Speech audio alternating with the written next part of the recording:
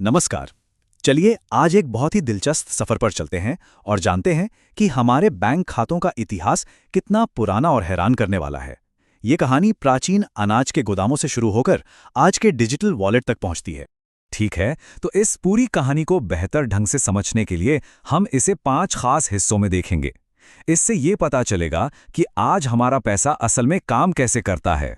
तो शुरुआत करते हैं एकदम शुरुआत से, मतलब उस दौर से जब इंसानी सभ्यता बस पनप ही रही थी और बैंकिंग के पहले बीज बोए जा रहे थे। तो सबसे पहला सवाल तो यही उठता है कि दुनिया का पहला बैंक आखिर था कैसा? क्या वो किसी आज की बिल्डिंग जैसा था? इसका जवाब शायद थोड़ा चौंकाने वाला है।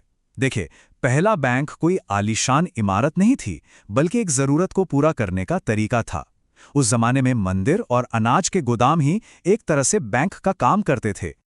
ये बात वाकई में सोचने वाली है कि पैसा हमेशा सिक्कों या नोटों की शक्ल में नहीं था।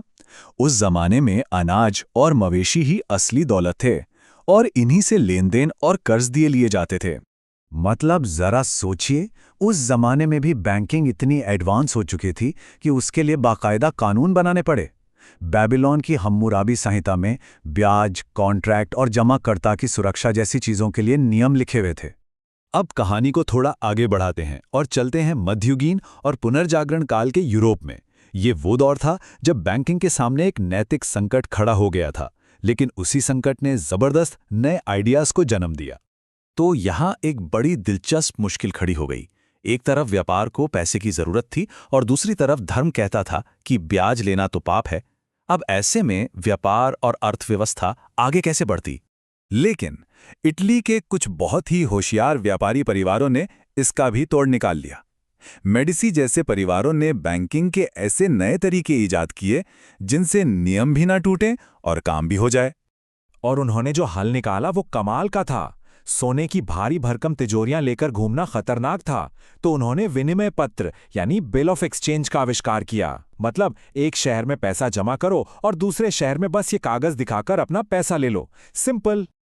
और एक मजेदार बात, आज जो हम बैंकरप्ट शब्द इस्तेमाल करते हैं वो इटली के बांका रोटा से आया है। इसका मतलब होता है टूटी हुई बेंच। जब कोई साहूकार अपना कर्ज नहीं चुका पाता था तो उसकी बेंच तोड़ दी जाती थी।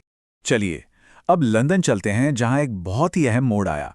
सुनारों की एक साधारण सी सर्विस ने उस बैंकिंग सिस्टम को जन्म दिया जिसे हम आज जानते हैं। उस समय मतलब 17वीं सदी के लंदन में व्यापारी अपना सोना चांदी कहाँ रखते? सुनारों के पास, क्योंकि उनकी तिजोरियां सबसे महफूज मानी जाती थीं। बदले में सुनार उन्हें एक रसीद देते थे। और यहीं से एक कमाल की चीज शुरू हुई। धीरे धीरे लोग सोने के बजाय उन्हीं रसीदों से लेन देन करने लगे। तब सुनारों को एक आइडिया आया कि सारा सोना तो तिजोरी में यूं ही पड़ा रहता है, क्यों ना इसका कुछ हिस्सा उधार देकर ब्याज कमाया जाए। और इसी को कहते हैं फ्रैक्शनल रिजर्व बैंकिंग। यही वो सिस्टम है जिस पर आज की पूरी मॉडर्न बैंकिंग टिकी हुई है। ये एक ऐसी व्यवस्था है जो अर्थव्यवस्था में नया पैसा बनाने की क्षमता रखती है। इसके बाद तो चीजें बहुत तेजी से बदलीं। एक के बाद एक देशों ने अर्थव्यवस्था को संभालने के लिए अपने अपने सेंट्रल बैंक बनाने शुरू कर दिए। बैंक ऑफ एम्स्टरडैम से लेकर बैंक ऑफ इंग्लैंड तक एक नई व्यवस्था तैयार हो रही थी। तो अब बैंकिंग सिर्फ एक देश तक सीमित नहीं रही, अब ये पूरी दुनिया में फैलने वाली थी। और इसका असर इतना गहरा होने वाला था जिसकी किसी ने कल्पना भी नहीं की थी। और इस काम में सबसे बड़ा नाम आता है रॉथस्चाइल्ड परिवार का। उन्होंने जो किया वो उस समय के लिए किसी क्रांति से कम नहीं था। उन्होंने अलग अलग देशों में अपने बैंकों का एक ऐसा नेटवर्क बनाया जो एक दूसरे के साथ मिलकर काम करता था। उनके काम का पैमाना इतना बड़ा था कि यकीन करना मुश्किल है। उन्होंने सरकारों को पैसा दिया, लड़ाइयां फंड की, दुनिया भर में रेलवे लाइनें बिछवाईं और स्वेज नहर जैसे बड़े बड़े प्रोजेक्ट्स को फाइनेंस किया। और अब आते हैं हमारे आखिरी और सबसे तेज रफ्तार वाले दौर में, यानी 20वीं और 21वीं सदी, जहां बैंकिंग ने जबरदस्त तरक्की भी देखी और बड़े बड़े संकट भी झेले। सिर्फ एक आंकड़ा ही काफी है ये समझने के लिए कि हालात कितने बुरे थे। 1930 की महामंदी के दौरान अमेरिका में 9,000 से ज्यादा बैंक फेल हो गए थे। इसी संकट ने सरकारों को बैंकिंग पर कड़े नियम कानून बनाने के लिए मजबूर किया। और जरा इस बदलाव को देखिए, सिर्फ 100 साल में बैंकिंग कहां से कहां पहुंच गई। जहां पहले कैश, चेक और बैंक की ब्रांच होती थी, वहीं आज डिजिटल ट्रांसफर, इंटरनेट बैंकिंग और यहाँ तक कि ब्लॉकचेन की बात हो रही है।